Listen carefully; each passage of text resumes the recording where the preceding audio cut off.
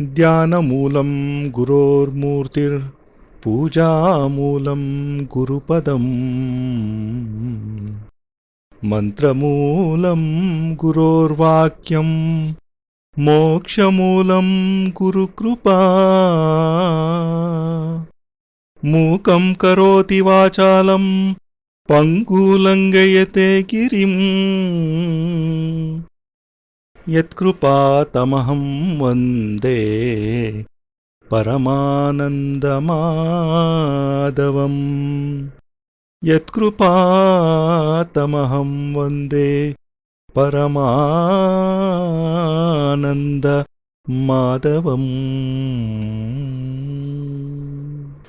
Dhyanamoolam Guror Murtir, says Shishyopanishad. A human life without meditation is bound to be ridden with sorrows, problems, worries and afflictions, and the sole basis of the practice of meditation is the Guru. Meditating towards Samadhi. Dhyan or meditation finds its roots in the times when the human civilization was born, when the sages started the in-depth study of the Vedas and the Aryans showed deep interest in the universe and in questions like, what is the sun? What is the moon? Which other planets other than this earth are there in the solar system? Why was man created? What is the significance behind this creation? In fact, the moment man started to think thus, Dhyan was born. Dhyan represents the history of the entire human race. Dhyan is a ras, a festival, a celestial dance, the enthusiasm of life and its most fortunate achievement. In other words, it represents the totality and completeness of life. Generally, a human is born and he ends the journey of his life in a graveyard. The curtain falls down on a person's life and he is born again. But in the next life, he remembers nothing of the previous life. The moment we are born, a new open path of a new life lies before us. It is the great kindness of the God that He has formed a wall between the previous and the present lives, due to which we remain unaffected by the sorrows, pains and afflictions of the previous lives. But there is no Shastra, Veda, Upanishad or Purana which can make us understand what life is or what its significance is. Neither is there any university or school where we can be taught about the subtle mysteries of life or where we can realize our own conscience.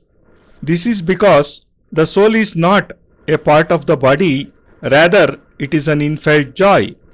Dhyan is the realization of the conscience which is achieved by entering into the soul. It is in no way related to the outer world. The soul and the body have different existence. In fact, the body and the soul do not have any real bond with each other. Certain radiations keep emanating from the body of a human which go and strike the body of another person. This transfer of radiations gives birth to different aspects of life: happiness and sorrow, gain and loss, life and death, love and hatred, fame and defamation. If a person loves some other person, then this is due to the affinity between their mutual radiations. The soul is in no way involved in this relation because this is just a bond between the two bodies based on passions of love or lust. Taking account of such love is just like watching a wave on the surface of a lake. To know the reality, one shall have to jump into the lake. Without jumping in, you cannot fathom the depths of Manasarovar, and neither shall you be able to know what secrets it hides in its deep waters. Without jumping in, one cannot test the genuineness of the pearls lying at the bottom of the ocean. Similarly, in order to ascertain the genuineness of a human, one has to enter into the body, that is, into his soul. Until we do not know how to enter into our bodies, we shall keep swinging between life and death. We are born every day and we die every day. Sometimes we are happy and sometimes we are sad. Sometimes we become worried and sometimes joyous. Either we keep amassing wealth or keep loving someone. Thus, we keep moving towards death, remaining oblivious of the true worth of life. When we have to die one day, why do we keep collecting? What are we actually collecting? The reality is that a human always lives in illusions, trapped in a maze of worldly apparitions. He keeps collecting things which are unnecessary and useless for him. He does not need wealth, a son, a wife, friends, or relatives because none shall accompany him when he dies. Thus he is not able to obtain the thing which is most important for him, but keeps hoarding useless things. He collects trash and leaves the pearls lying around. And believe me, genuine pearls can be obtained only by entering into oneself, by going beyond the bounds of the physical body. Today I am going to unravel those secret facts of Dhyan, which are in fact the truth and greatest treasure of human life, and through which true humanity can be attained. Manushya, human, is a word which was formed from another word, man, which means a soul. Thus the word Manushya was born from the word man and not from the word sharir, body. Hence, when there is such a deep-rooted link between a human and the soul, it is necessary to realize it. And until we realize our souls, we are not fit to be called humans. Until we understand the basic significance of our souls, there shall be no difference between us and animals. Manniti datva sa manushyaha. That is, a person becomes a human only when he is able to realize at least a part of his soul. Before that, his actions are just material, although he says, I have dedicated my soul in this work, or I love you from the bottom of my heart. But these words are deceptive, because till then he has no control over his soul. He has not yet realized it. He has not understood it. And when he has not gone deep into his soul, with what right does he say, I like you by my heart and soul? A person says, I have put my heart into this work, when in fact his soul is not in his control at all. Such a person cannot become a true human. In order to understand this subject well, it shall be better if I give answers to your questions. This subject is very complex and difficult, and it cannot be bound in words. Air or a storm cannot be bound. Dhyan has such heights and such depths that it cannot be confined to the limits of a few words. Just as the skies, the ocean, cannot be taken in one's arms, similarly, Dhyan cannot be explained properly even in millions of pages. Still, through a deep, vibrant thought, it can be comprehended to some extent. Hence, I shall try to unravel this subject before you through the medium of some questions, so that you can grasp its essence better. What is Dhyan? Beyond the body, there is a state, a conscience, which is called the soul. To reach that soul, one shall have to leave the body. When we stop worrying about our bodies and become capable of seeing after removing ourselves from the body, then the soul becomes clear. Then a divine enlightenment is produced. And in order to understand this divine enlightenment, it is necessary for us to first understand Dhyan by entering into its deep realms. When a person enters into himself with the help of the ladder of his body, then a stage comes when it seems that everything has finished and that he has become a mere spectator. Then he feels that whatever he sees, friends, relatives, respect, fame, is like a movie going on a screen, and that he is merely a member of the audience sitting in his seat after having bought a ticket.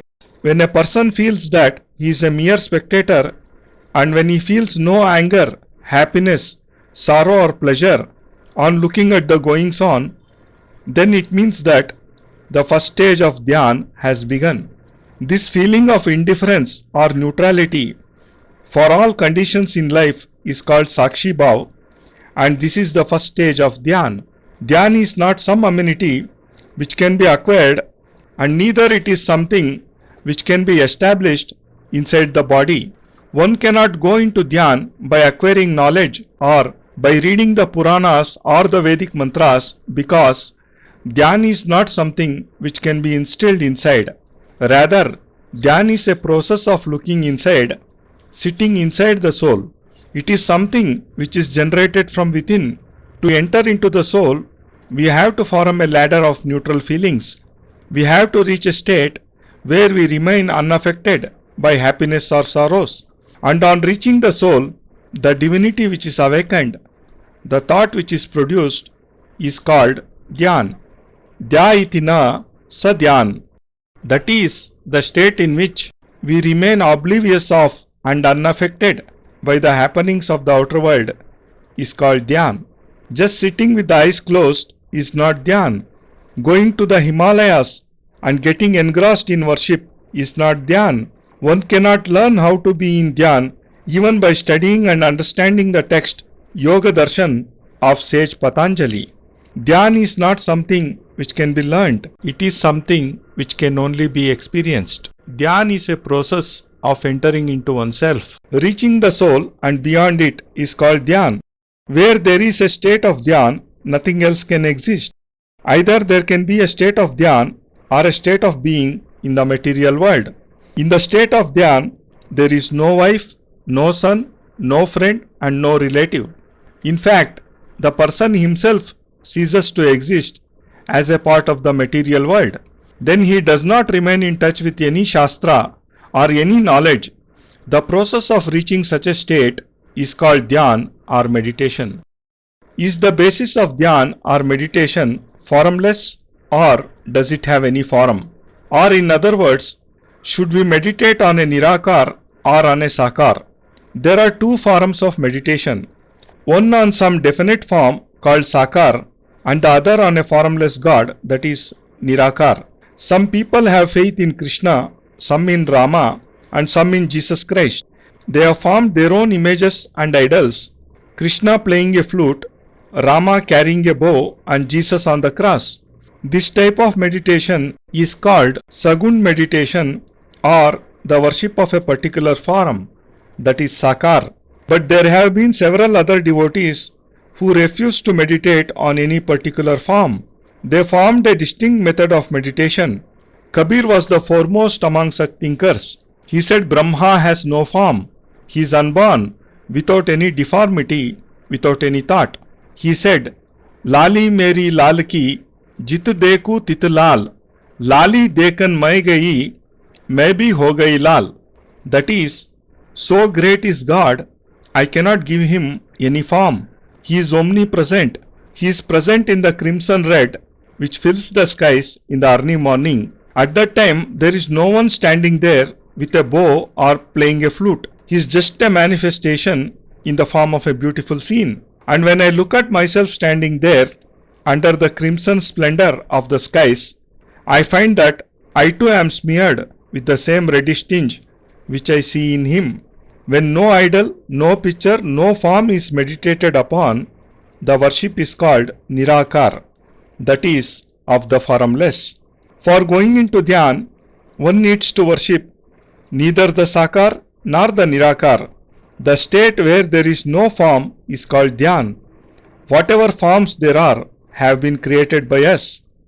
We have never seen Rama. We just drew a picture on the basis of what we read about him and called this imaginary picture as Ram. Similarly, we have not seen Krishna but have formed his image on the basis of what is written in Srimad Bhagavad Gita. The state of Dhyan cannot actually be attained by concentrating on some form. When a child first goes to school, the teacher writes the alphabet A on a page and asks the child to write over it. The child holds the pencil in his tiny hand and keeps writing over the alphabet written by the teacher. In a few days, he is then able to write on his own on a blank piece of paper. The same happens in this field. When a person wishes to go into Dhyan, he is given a definite form like an idol or a picture to concentrate upon. When he keeps looking at it, the same image of Krishna, Rama or Nanak is inscribed permanently in his brain.